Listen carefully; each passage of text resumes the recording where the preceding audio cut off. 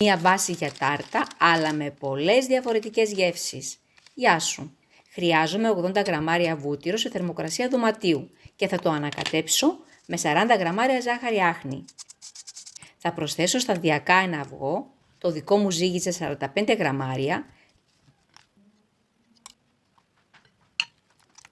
λίγο αλάτι, ρίχνω λίγο και το αλεύρι που φουσκώνει μόνο του. Αλάτι. Προσθέτω 20 γραμμάρια νησιστέ και βάζω και το υπόλοιπο αλεύρι, σύνολο 130 γραμμάρια. Cornflour.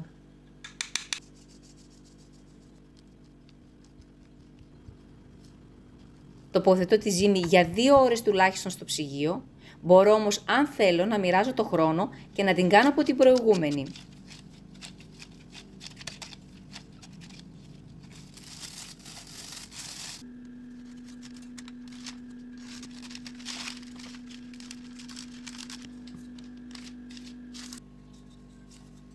Ανοίγω το φύλλο, το δικό μου ταψάκι είναι 21 εκατοστά.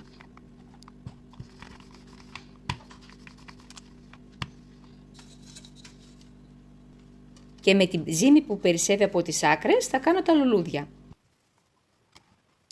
Και τη βάζω και πάλι στο ψυγείο για μισή ώρα.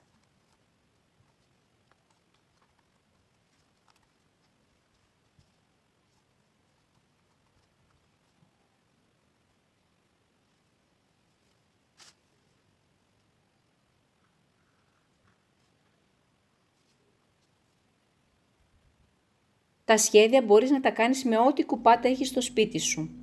Ή μπορείς ακόμα να χρησιμοποιήσεις ένα ποτήρι και με ένα ξυλάκι για σουβλάκι να δώσεις τα σχήματα που θες. Ψήνω στον αέρα στους 160 βαθμούς Κελσίου για 30 με 35 λεπτά. Τα λουλούδια τα έβαλα τέρμα κάτω στο φούρνο για να μην φουσκώσουν και χαλάσουν τα σχέδια.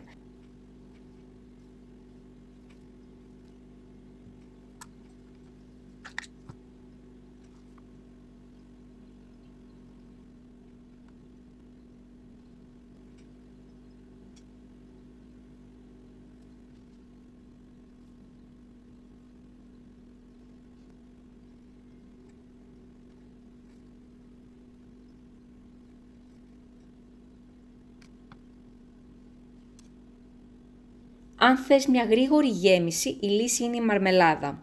Όμως, εμένα δεν μου αρέσει μόνο μαρμελάδα, γι' αυτό έβαλα και κρέμα που στη δείχνω στη συνέχεια. Μια άλλη γεύση που αρέσει σε μένα είναι να κάνω επάλυψη με ελάχιστη μαρμελάδα κατά προτίμηση λεμόνι και μετά από επάνω να βάζω πραλίνα φουντουκιού. Είναι πολύ γρήγορη γέμιση, αλλά πολύ γευστική.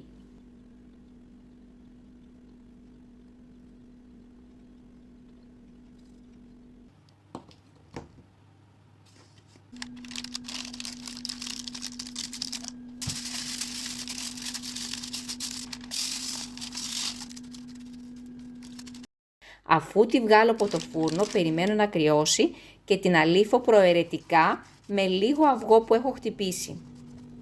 Τη βάζω για άλλα 5 λεπτά να ψηθεί στους 140 βαθμούς. Εδώ βλέπεις πως είναι με αυγό αλλά και χωρίς. Έτσι τη θωρακίζω ώστε να μην μουλιάσει από τη γέμιση. Και τώρα η κρέμα που είναι πεντανόστιμη και εύκολη. 50 γραμμάρια νησιστές σε 600 ml γάλα, 3 κουταλιές της σούπα ζάχαρη, δεν χρειάζομαι περισσότερο γιατί θα βάλω και τη μαρμελάδα, μπόλικο άρωμα βανίλιας και βουτύρου, τα ανακατεύω όλα μέχρι να πήξουν και μετά προσθέτω 1 ή 2 αυγά, ανακατεύοντας γρήγορα ώστε να μην ψηθούν και 40 γραμμάρια σοκολάτα λευκή. Εναλλακτικά μπορείς να βάλεις βούτυρο. Την αφήνεις να κρυώσει και αν δεν θέλεις να πιάσει κρούστα, βάζεις από επάνω μεμβράνη. Αφού κρύωσε, την έβαλα στην τάρτα, από επάνω τη μαρμελάδα βερίκοκο, θυμίζει λίγο κρέμα καραμελέ, όσο πιο φρέσκια τη φας, τόσο πιο νόστιμη. Μπορείς να με βρεις στα κοινωνικά δίκτυα, Instagram, Facebook, TikTok.